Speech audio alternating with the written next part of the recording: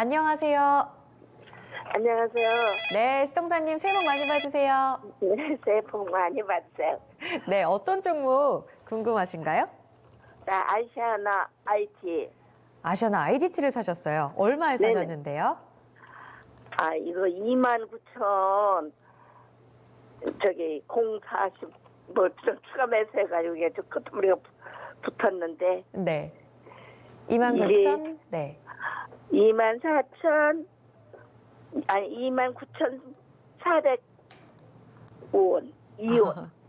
네. 29,402원 이렇게 말씀해 주셨고요. 지금 비중을 더 사신 것 같은데 최종 비중이 몇 %세요? 25%인데요. 아, 네. 이게 내가 끝내려고 한 15% 갖고 있었는데 좀 올라가길래 더 들어갔더니 네. 가다가 안 가서 더 물려버렸어요. 아, 지금 더 빠져서 2만 원대까지 밀려 내려놨네요, 시청자님. 네네. M&A 때문에 사셨던 거죠? 그렇죠. 초반에. 알겠습니다. 지금 이 물려있는 상황을 어떻게 좀 탈피해야 될까? 여기에 대한 고민 남겨주신 건가요? 네. 알겠습니다. 단기로 여쭤보신 거죠, 시청자님? 아우, 네. 알겠습니다. 저희 바로 그럼 답 들어볼게요. 네네. 네. 아시아나 IDT 지난 한 해 아주 뜨거웠던 매물이잖아요. 지금 29,402원에 25%입니다. 21,000원까지 좀 물려있는데 어떡하죠, 김동현 전문가님? 손절을 하셔야 되는데 손절 자리만 찾으셔야 될 것 같습니다.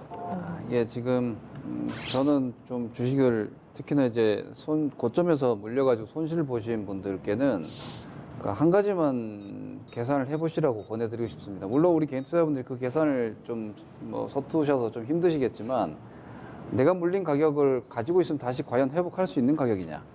그러니까 이제 주식이라는 게 주가로만 봤을 때 그 말 그대로 시세는 뭐 100만 원 갈 수도 있고 1000만 원 갈 수도 있는 거죠. 유동성으로는 모든 일이 다 일어날 수 있습니다. 네. 하지만 그게 이제 그 투기성 포지션이라는 게 있는 거죠. 그러니까 주식이 밸류에이션, 그러니까 적정 가치에서 뭐 여러분들 분양권 같은 걸로는 뭐 프리미엄이나 피 이런 거 이해를 잘 하시잖아요. 주식도 마찬가지거든요. 성장성이라는 기대감으로 사람들이 막 몰려 들어오고 세력들이 그걸 시세를 만들어내면은 네. 적정가는 2만 원인데 이거 20만 원 갈 수 있습니다. 그러면 그 기업의 외형이 2만 원에서 얼마나 더 좋아질 수 있느냐. 현실적으로 봤을 때 정말 산업 업황이 좋아져서 한 6만 원까지 기업 가치가 상승한다. 네. 그러면 6만 원, 20만 원까지 상승했기 때문에 나머지 14만 원 다 프리미엄인 겁니다. 그럼 결국은 주식이 2만 원에 출발했지만 6만 원까지 떨어지죠. 네. 그럼 사람들 어떻게 생각하느냐? 20만 원 갔던 게 6만 원 왔다, 싸다. 이렇게 생각을 하시는데 그렇죠. 네. 절대 그렇지 않고요. 그 20만 원 끝난 거고 지금 6만 원은 이제 업황에 맞게끔 적정한 시세를 찾은 건데 직전에 프리미엄을 많이 줬었기 때문에 그게 그 적정 가치라고 오해를 그렇죠. 할 때가 있는 것 같아요. 그리고 수급은 대부분의 사람들이 물려 있으니까 이제 오히려 주가가 더 많이 떨어져 버리는 거예요.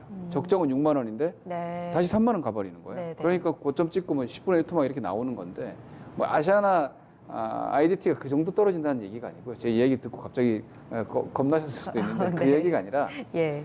이 아시아나 IDT를 29,000원에 사셨는데 이 아시아나 IDT가 아무런 이슈도 없이 그냥 실적만 가지고 정상적으로 내가 매수한 29,000원을 다시 갈 수 있다고 기업 가치가 판단이 되면 홀딩하는 겁니다.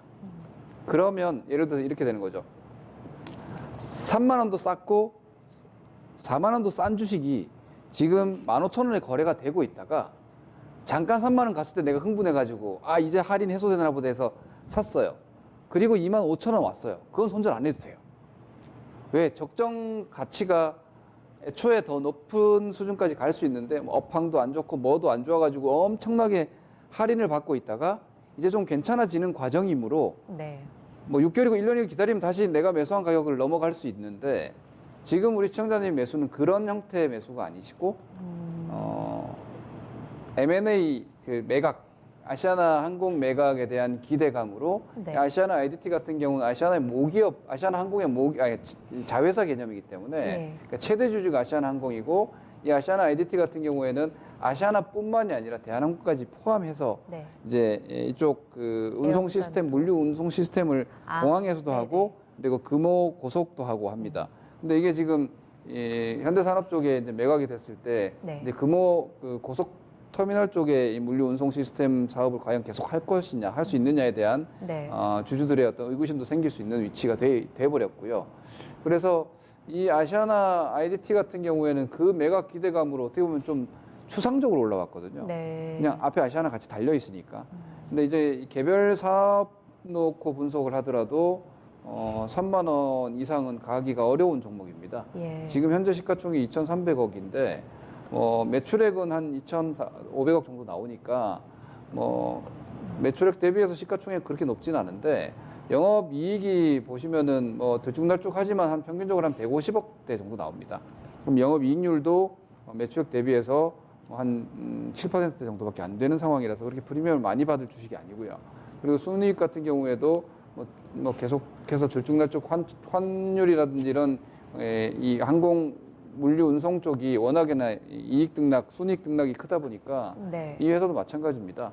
200억 됐다가 100억 됐다가 하는데 많이 나오는 200억 수준으로도 지금으로서는 PER 10배수대 정도니까 성장성이 크지 않다는 걸 감안하면은 시장 적정 수준 PER이면 지금 현재 2만 1,000원대 혹은 2만 원 전후가 적정선이거든요. 네. 그럼 시장자들이 매수하신 2만 9천 원은 현실적으로는 쉽게 갈 수 없는 가격이 되는 겁니다. 다시 한번 그럼 M&A 바람이 불 가능성도 거의 없다라고 보세요. 사실 네. 분리 매각이라든지 HDC 아이컨트롤스랑 합병한다느니 이런 그 부분에 있어서 네. 약간 기대감이 오히려 매각 작업 당시에 반영이 된 거죠. 그러면서 이미 다 반영이 아시아나 됐구나. 항공보다 이번에 11월 달에 아시아나 IDT가 더 크게 올랐던 네, 이유에 네. 제가 아까 말씀드렸던 사업 자체가 인수를 했을 때 계속해서 가져갈 수 없는 사업들이 있기 때문에 네. 그 부분에 대한 분리 매각설이나 이런 기대감이 있어서 15,000원에서 2배 넘게 올라갔던 거 아닙니까? 한 나흘 만에. 그렇죠. 네. 우리 근데 시청자님 안타깝게도 매수하신 영역이 그 구간대입니다. 가장 그래서 기대감이 최고조로 네. 반영됐을 당시. 현재 상태에서는 거기에 대한 분리 매각 얘기가 나온다라면은 본전 근처는 한번 올 수 있을까? 그건 좀 막연한데 말씀하신 재매각 혹은 사업부별 분리 매각을 한다라면은 거기에 대한 일시적인 주가의 어떤 한번 튀어오르는 현상이 나올 때가 아마 매도를 하기엔 가장 적기일 것 같긴 하나 그건 좀 네. 현재로서는 좀 막연한 상황인 것 네, 같습니다. 네. 그냥 기대감 정도이지 현실적으로 된다 안 된다 제가 말할 수 없는 부분이라서 저는 25,000원 선 지금 21,000원이라서 사실 25,000원 선도 좀 후하게 드린 겁니다. 왜냐면은 25,000원에서 무너졌는데 다시 25,000원 가는 것은 강한 반등입니다. 네. 그 정도의 반등을 저는 손절 목표로 좀 잡으시는 게 맞을 것 같고요. 예. 주식이 올라가면 마음이 또 바뀌거든요. 근데 제가 볼 때 마음이 바뀌시지 않아야 합니다. 기술적으로 25,000원 선 정도라면 좀 과도한 욕심을 냈다라고 수업료라고 생각을 하고 이 종목은 손절을 하셔야 될 것 같고 제가 앞서 서두에서도 말씀드렸지만 장세가 좀 괜찮아지는 종목군들과 괜찮은 분위기가 분명히 있습니다. 네. 그래서 저는 오히려 과거 2018년도, 2019년도에는 A라는 주식 팔아가지고 잘못해서 B라는 주식 가면 거기서 또 이중 손실을 볼 수 있는 상황이었거든요. 네. 근데 지금 2020년도 이 상황은 내가 잘못된 판단을 해서 좀 안 좋은 종목에 들어갔다거나 한 손실이 한 10% 내외라면은 과감하게 이동할 만한 대상과 상황들이 분명히 있기 때문에 오히려 작년이나 재작년보다는 네. 좀 더 적극적인 손절 결정과 네. 종목 교체 시도가 필요하다고 봅니다.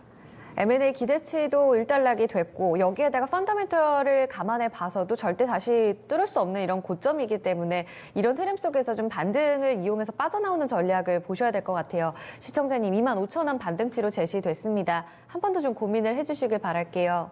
네, 있어요. 네. 그게 10일 안에 정도 될까요? 단기간으로 이렇게 기간을 설정해서 답을 주셨는데 글쎄요, 김동윤 전문가님, 이 질문이 너무 참 어렵습니다. 아주 단기간, 초단기 안에 도달이 될 수 있느냐를 여쭤보셨는데 한 기간 어느 정도까지 봐야 될까요? 25,000원 반등? 25,000원 10일 안에는 어려울 것 같습니다. 25,000원 10일 안에 가려면 아까 방금 얘기했던 분리 매각이라든지 IDT에 대한 사업부 매각 이야기가 나온다면 가능할지 모르나 그게 네. 없는 한으로는 네. 열흘 안에 25,000원은 현실적으로는 쉽지 않아 보이고요. 만약에 짧은 기간 안에는 목표치를 더 낮춰야 됩니다. 23,500원 정도. 열흘 안에 만약에 한 23,500원이라면은 그 짧은 시간을 놓고 본다면은 목표치는 더 낮아져야 됩니다. 네, 시청자님 기간을 두고 반등을 기다리신 거라면 눈높이를 더 낮추고 지금 손실을 보셔야 되는 상황이라서요. 이 부분도 속상하시겠지만 한 번 더 고민해 보시길 바랄게요. 아, 오래 가지고 있어도 되는데 네. 혹시 그 안에 너무 많이 손실을까봐 네. 그러면은 짧은 기간 안에 좀 내려놓고 싶어서. 그러셨군요. 일단은 뭐 합리적인 선이 일단 25,000원으로 제시가 됐는데요. 가격대 한 번 더 고민해 보세요. 네, 힘내시기 바랍니다. 아시아나 IDT였습니다.